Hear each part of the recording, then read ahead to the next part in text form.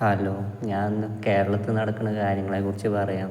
ഈ ലഹരി, ഈ പീഡനങ്ങൾ, കൊല അങ്ങനെയൊക്കെയാണല്ലോ ഇപ്പോൾ കേരളത്തിൽ കൂടുതൽ നടക്കുന്നത്. ഇതൊക്കെ പുറത്ത് ഉത്തരേന്ത്യയിൽ ഇതൊക്കെ അവിടെയൊക്കെ നടന്നുകൊണ്ടിരുന്നതായിരുന്നു. ഇപ്പോൾ കേരളത്തിലുമായി ഒന്നാമത് ഈ ഡ്രഗ്സിൻ്റെ ഉപയോഗമാണ് കൂടുതലും. ഇപ്പോൾ ഈ സ്കൂളിൽ പഠിക്കുന്ന കുട്ടികൾ കയ്യിൽ വരെ ഡ്രഗ്സ് ഉപയോഗിക്കും. ഹാൻഡ്സ്, കൂള്, അങ്ങനെ കുറേ, പിന്നെ സിഗരറ്റ്. ഇതൊക്കെ നമ്മൾ ചെറുപ്പത്തിലേ നമ്മൾ നിർത്തേണ്ടതാണ്. ഇപ്പോൾ പഠിക്കുമ്പോൾ തന്നെ നമ്മൾ നോ പറഞ്ഞ് ഒഴിവാക്കേണ്ട സാധനങ്ങളാണ്. പക്ഷേ ഫ്രണ്ട്സിൻ്റെ ഇടയിൽ നമുക്ക് കമ്പനി കൂടണമെങ്കിൽ ഈ ഡ്രഗ്സ് വേണമെന്നുള്ളൊരു ഇതാണ് ഇപ്പോൾ മൈൻഡ് കുട്ടികൾക്ക്. അപ്പം അല്ലെങ്കിൽ ഓല് മോശമായി കാണും, അങ്ങനെ ഇങ്ങനെ.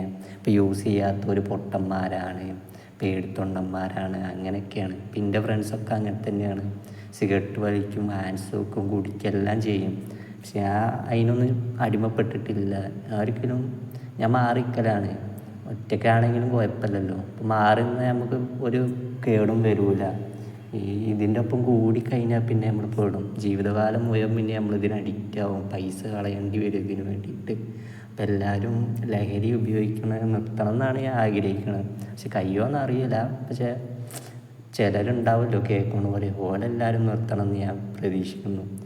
പിന്നെ ഇപ്പം നടക്കണതാണല്ലോ പീഡനം. ചെറിയ കുട്ടികൾ വരെ പീഡിപ്പിക്കുക, ചെറിയ കുട്ടികളെ മകളെ പോലും പോലെ കാണാത്തവരെ ഇങ്ങനെ പീഡിപ്പിക്കുക, പിന്നെ അച്ഛന്മാർ പീഡിപ്പിക്കുക, സ്കൂൾ കുട്ടികളെ ഗർഭിണിയാക്കുക, സ്കൂൾ കുട്ടികൾ തമ്മിൽ തന്നെ സെക്സ് ചെയ്യുക, അങ്ങനെയൊക്കെ.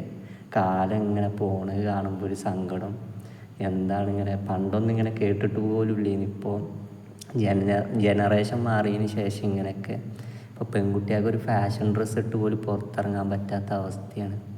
കാരണം എല്ലാവരും നോക്കുന്ന രീതി വേറെ രീതിയാണ്. അതാണ് ഇപ്പോൾ പെണ്ണായി ജനിച്ചതിൽ സഹതാപപ്പെടുന്ന കുറേ ആൾക്കാരുണ്ട് നമ്മളെ കേരളത്തിൽ.